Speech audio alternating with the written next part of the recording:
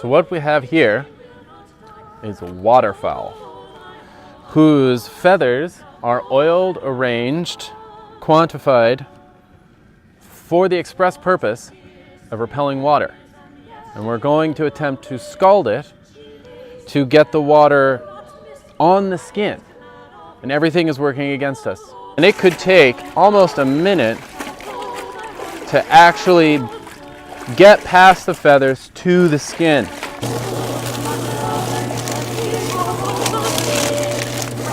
Before you do this, then they have large adult feathers.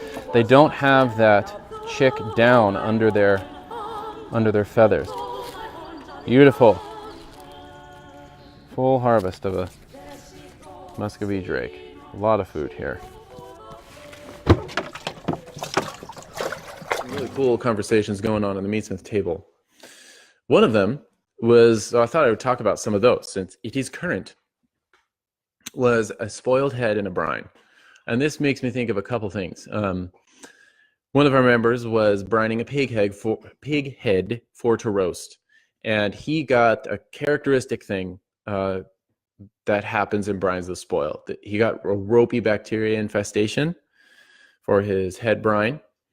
And, oh great, thank you, Tim. And it stunk. So usually when I hear someone say that they pulled a piece of meat out of a brine and it was ropey and there was mold on the top, so they threw the meat away, I weep bitter tears of mourning because that meat is not lost. It's totally fine. But this member added the other essential detail is that it stunk real bad. That's a deal killer, which is great to know, right? You know, if this whole muscle stuff goes bad, you are equipped with a device right above your eater it's your sniffer, and it will this tells you what not to put in there. And the juxtaposition of the two is no accident, right? I mean, it really is brilliant. And it's a very effective design. Have I told you guys that I've tested this? I have overridden the sniffer. So I think I've told you this, but I did it for you all anyway for posterity so that we can learn from this, because I wanted to test the veracity of my nose. How much can you trust your nose, right? Because that is the thing that we encounter when curing meat or dealing with meat at all. We tend to not trust our senses because we are acutely aware of the Pasteurian notion of bacteria, these invisible, you can't see them, little Trojan horse guys that are going to kill us all. And so I think through many cultural influences, we've come to believe that they're truly invisible. Like we really can't know what they're about. And therefore we need to sterilize all the things. And this is a new development. And if I were an academic, I would love to write papers about how this happened through mass food production. And it's caused a significant amount of distrust. But really, your nose, let me tell you, it is a good metric. It's a good tester for these things. And fortunately, if it smells like death, and the example I use is a dumpster rotting in the sun behind a restaurant. It is that smell, that anaerobic, plastic plus rotting food reek. That's the one. You all know it. You know that smell. So one time I smelled that, and I said, who cares? I'm just going to go for it anyway. And it was a leg that a dear friend brought, and he wasn't sure about it, which kind of surprised me because I could smell him from like 20 yards away. And it stunk. It stank real bad.